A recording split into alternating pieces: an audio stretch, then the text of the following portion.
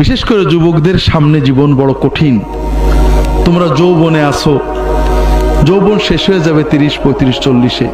আমাদের সমাজের সরকার, রাজনীতিবিদ, বাণিজ্যিক কোম্পানি, টেলিভিশন, ক্রেতা বিক্রেতা সবাই চায় তোমাদের যৌবনকে পুঁজি করে তারা বড় হয়ে যাবে।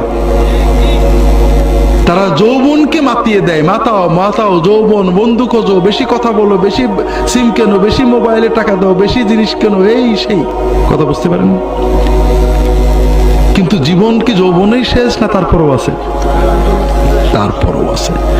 যদি একটা উদাহরণ আমি মাঝে মাঝে দিই, দুধ যখন আমরা জ্বালাই, দুধ জ্বালাই না, একজন আধা কেজি দুধ কিনেছে, হাঁড়িতে দিয়েছে, আধা হাঁড়ি হয়েছে, জ্বালাচ্ছে, হাঁড়ি ভরে যায় না? চিন্তা করলে এত দুধ কে খাবে, যেটুক পরে পড়ুক, আমার এক হাঁড়ি থাকলেই হবে। ও জ্বালাচ্ছে, ঘন হচ্ছে, শেষ পর্যন্ত কটুক থাকে, কিছু থাকে না। আমাদের যৌবনটা হলো এই উদ্বেলিত, পড়ে যায়, কথা বোঝেন না?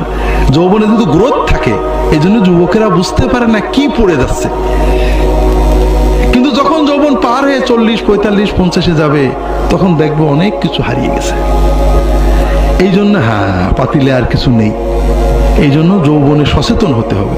তুমি যদি যৌবনকে উপভোগ করতে চাও, কোনো কিছু শোনা লাগবে না, যৌবন আনন্দেই যাবে।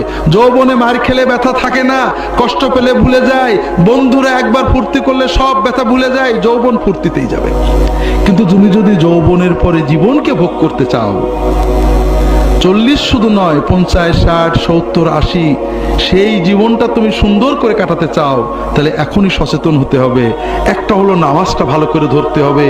নামাজ পারি না পারি হাজিরা দিতে হবে, নামাজ শিখতে হবে, বুঝে নামাজ পড়তে হবে, নামাজের ভিতরে আল্লাহর কাছে চাওয়া শিখতে হবে। এই নামাজ তোমাকে আল্লাহর রহমতের সাথে ধরে রাখবে, দুনিয়াতে তোমাকে ভালো রাখবে, আখিরাতে ইনশাআল্লাহ জান্নাত পর্যন্ত পৌঁছে দেবে। দ্বিতীয়ত, অশ্লীলতা বেহায়াপনার পথ থেকে সরতে হবে।